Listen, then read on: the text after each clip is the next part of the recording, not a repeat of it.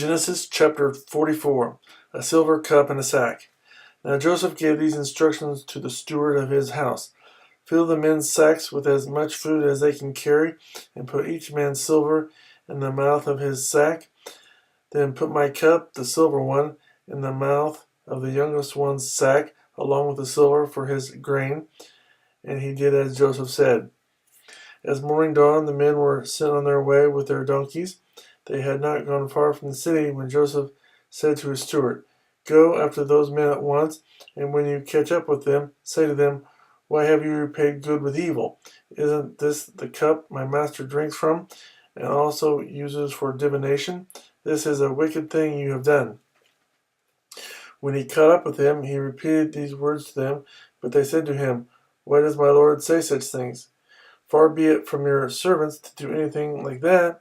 We even brought back to you from the land of Canaan the silver we found inside the mouths of our sacks. So why would we steal silver or gold from your master's house? If any of your servants is found to have it, he will die, and the rest of us will become my lord's slaves." "Very well then," he said, "let it be as you say. Whoever is found to have it will become my slave. The rest of you will be free from blame." Each of them quickly lowered his sack to the ground and opened it.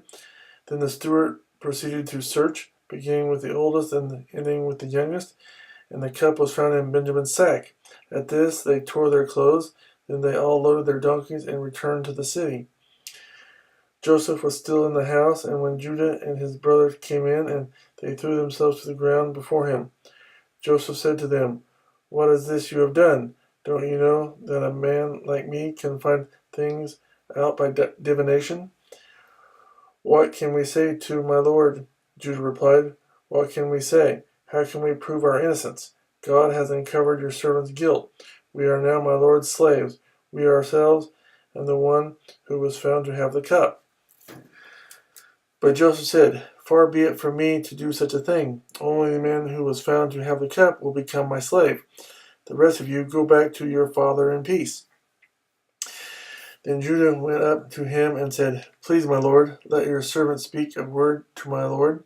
Do not be angry with your servant, though you are equal to Pharaoh himself." My lord asked his servants, "Do you have a father or a brother?" And we answered, "We have an aged father, and there is a young son born to him in his old age. His brother is dead, and he is the only one of his mother's sons left, and his father loves him." Then you said to your servants, "Bring him down to me so I can see him for myself." And we said to my lord, "The boy cannot leave his father. If he leaves him, his father will die." But you told your servants, "Unless your youngest brother comes down with you, you will not see my face again." When we went back to your servant, my father, we told him what my lord had said. Then our father said, "Go back and buy a little more food." But we said, "We cannot go down. Only if our youngest brother is with us will we go. We cannot see the man's face unless our youngest brother is with us." Your servant, my father, said to us, "You know that my wife bore me 2 sons. One of them went away from me, and I said, 'He has surely been torn to pieces,' and I have not seen him since. If you take this one from me too, and harm comes to him, you will bring my great head down to the grave in misery.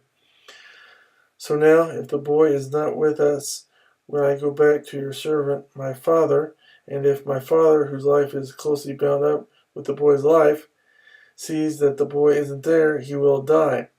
Your servants will bring the gray head of our father down to the grave in sorrow."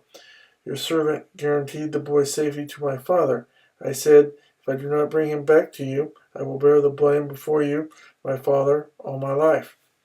Now then, please let your servant remain here as my lord's slave in place of the boy, and let the boy return with his brothers." "How can I go back to my father if the boy is not with me?